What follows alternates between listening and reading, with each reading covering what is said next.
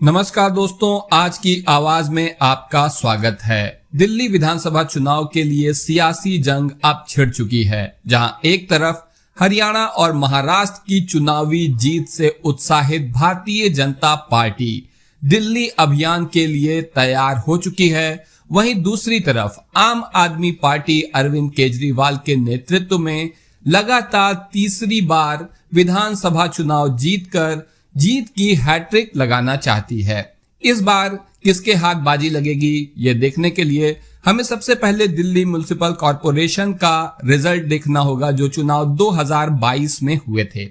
अगर यहां पर देखें तो आम आदमी पार्टी ने यहां पर बाजी मारी थी। दिल्ली म्युनिसिपल कॉर्पोरेशन में कुल 250 सीटें हैं और बहुमत के लिए 126 सीटों की जरूरत होती है। तो यहां पर सबसे अधिक 134 सीटें आम आदमी पार्टी के हाथ लगी थीं और उसका वोट प्रतिशत था 42.05%।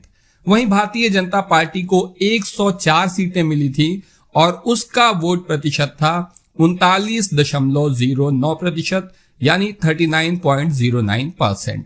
इसके अलावा कांग्रेस, जिसे सिर्फ 9 सीटों से ही संतोष करना पड़ा था, उसे 11.68% वोट मिले थे। यहां पर हम देख सकते हैं कि कांग्रेस की सीटें भले कम हैं, लेकिन 11% वोट उसके पास है। इसका मतलब अगर आम आदमी पार्टी के साथ कांग्रेस लड़ती तो नतीजों को जरूर प्रभावित कर सकती थी। हालांकि पिछले लोकसभा चुनाव में सभी 7 सीटों पर भारतीय जनता पार्टी को जीत हासिल हुई थी, जबकि कांग्रेस और आम आदमी पार्टी साथ मिलकर चुनाव लड़े थे। इसका मतलब दोनों साथ मिलकर भी भाजपा को क्लीन स्वीप करने से नहीं रोक सके। लेकिन एक बात बार बार देखी गई है कि लोकसभा चुनाव में दिल्ली में भारतीय जनता पार्टी को जनता वोट देती है, बल्कि यही सारे वोटर विधानसभा चुनाव में आम आदमी पार्टी को वोट देते हैं और आम आदमी पार्टी इसी वजह से 2015 और 2020 में लगभग पूरा सफाया करने में सफल रही थी।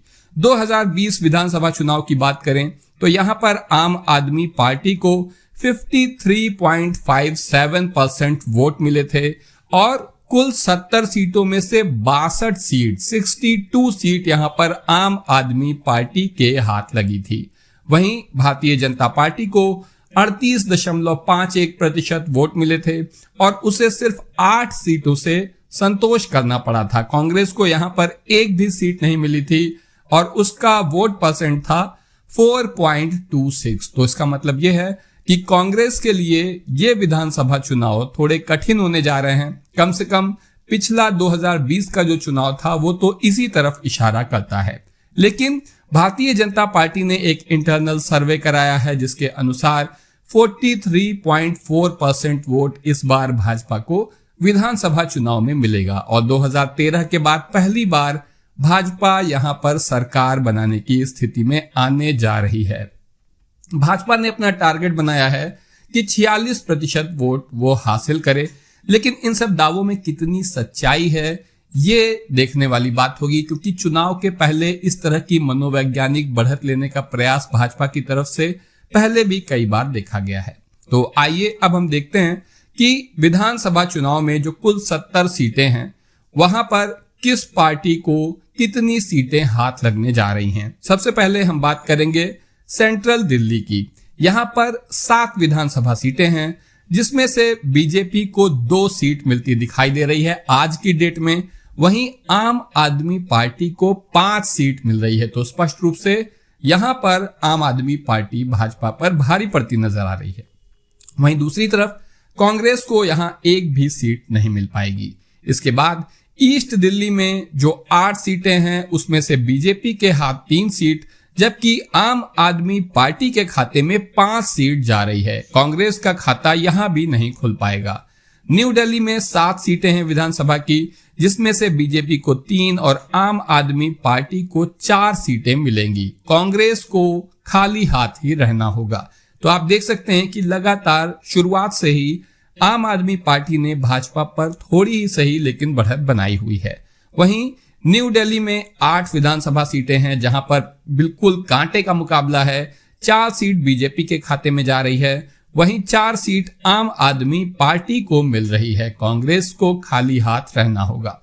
इसके बाद नॉर्थ ईस्ट दिल्ली में 8 सीटें हैं और यहां पर बीजेपी को 3 और आम आदमी पार्टी को 5 सीट मिलेगी। अब कांग्रेस की बात करना यहां पर बेकार है। इसके बाद नॉर्थ वेस्ट दिल्ली की बात करें तो यहां की 8 सीटों में भी 4 बीजेपी और 4 आम आदमी पार्टी को मिलेंगी। इसी तरह साउथ दिल्ली में भी 4 सीटें जा रही हैं भाजपा के खाते में और 4 सीटें जा रही हैं आम आदमी पार्टी के खाते में। कांग्रेस को यहां भी कोई सीट नहीं मिलेगी।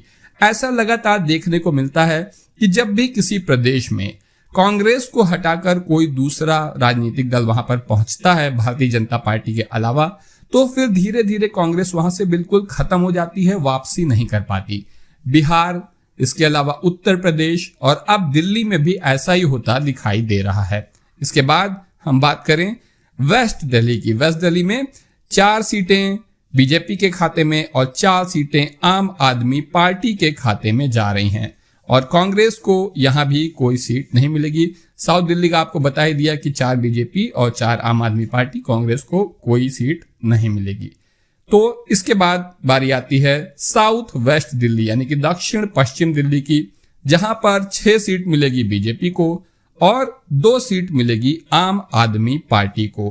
कांग्रेस को यहां भी खाली हाथ रहना होगा।